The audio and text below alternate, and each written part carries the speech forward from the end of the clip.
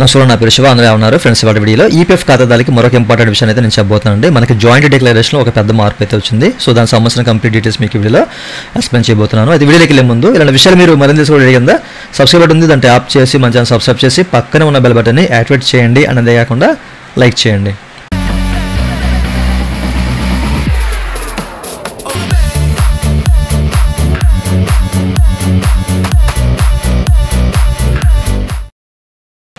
ఇక టాపిక్లోకి వెళ్ళే ముందు ఈపీఎఫ్ సంబంధించినటువంటి క్వైరీ సర్వీస్ కావాలంటే పెయిడ్ సర్వీస్ ఉంది. నన్నైతే కాంటాక్ట్ అవ్వాల్సిన వాట్సాప్ నెంబర్ వీడియో కింద మీకు డిస్క్రిప్షన్లో ప్రొవైడ్ చేసిన వాట్సాప్ ద్వారా మాత్రమే నన్నైతే కాంటాక్ట్ అవ్వండి.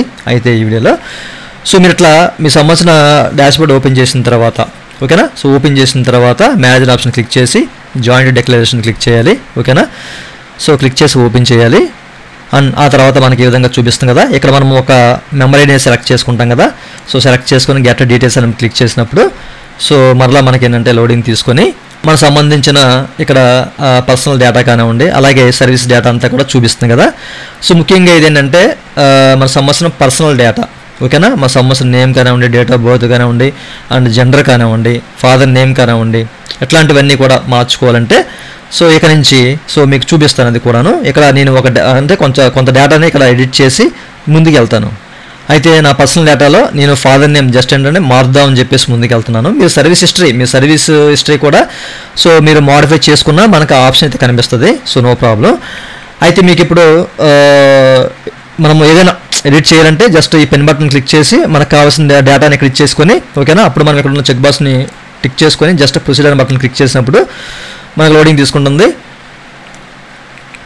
అండ్ ఆ తర్వాత మనకి అంటే ఇది వితౌట్ డాక్యుమెంట్ అయితే నో ప్రాబ్లం. సో ముందుకైతే వెళ్ళిపోవచ్చు.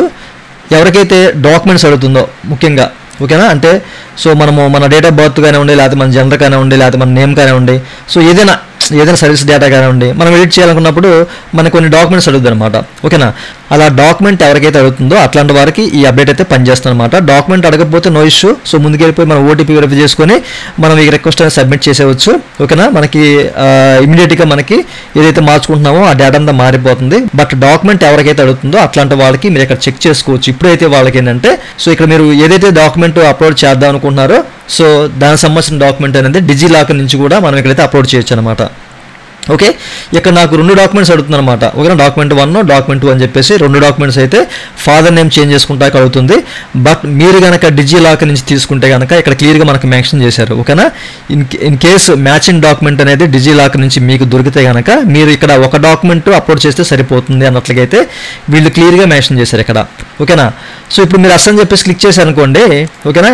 ఇట్లా మనకి చెక్ బాక్స్ అయితే వస్తుంది. ఈ చెక్ బాక్స్ టిక్ చేసుకొని మీరు గెట్ డాక్యుమెంట్ ఫ్రమ్ డిజిలాకర్ని క్లిక్ చేసినప్పుడు సో ఇది ఆటోమేటిక్గా లోడింగ్ తీసేసుకొని డాక్యుమెంట్ అనేది అక్కడ అప్లోడ్ అయిపోతుంది అనమాట.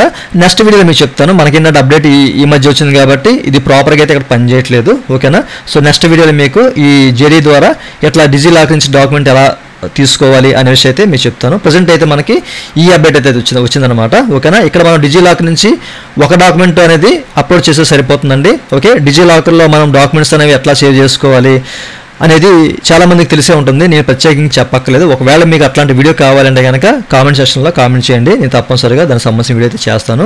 ఓకేనా. ప్రస్తుతానికి మీరు ఇక్కడ డాక్యుమెంట్స్ అనేవి అప్లోడ్ చేయకుండా అంటే మీకు మీరుగా అప్లోడ్ చేయకుండా పీడిఎఫ్లో కన్వర్ట్ చేసుకుని అట్లా చేయకుండా జస్ట్ డిజిలాకర్ నుంచి ఒక డాక్యుమెంట్ మీరు ఇక్కడ అప్లోడ్ చేస్తే సరిపోతుంది అనమాట. 2-3 డాక్యుమెంట్స్ అయితే మీరు అప్లోడ్ చేయవసరం. ఒక డాక్యుమెంట్ గనక మ్యాచింగ్ డాక్యుమెంట్ దొరికితే ఆటోమేటిక్గా డిజిలాకర్ నుంచి మీరు ఒక డాక్యుమెంట్తో మీ సంబంధించిన డేటా అనేది ఇక్కడ ఎడిట్ చేసుకోవచ్చు అనమాట. జెడీ ద్వారా మార్చుకోవచ్చు. ఈ విషయాన్ని గమనించాలి. ప్రతి ఒక్కరికి విషయం తెలియాలి అన్న ఉద్దేశంతో చెప్తున్నాను. ఇదండి వాటి వీడియో. ఈ వీడియో మీరు నచ్చితే వీకెండ్ లైవ్ ఉంది, లైక్ చేసి మనం సపోర్ట్ చేయండి. అలాగే ఇలాంటి విషయాలు మీరు మరి తెలుసుకో రెడీ కింద సబ్స్క్రైబ్ బటన్ ఉంది, దాన్ని ట్యాప్ చేసి మనం సబ్స్క్రైబ్ చేసి పక్కన ఉన్న ఆపరేట్ చేయండి. Thank you for watching and జై Hind. Look in the mirror if he is no friend.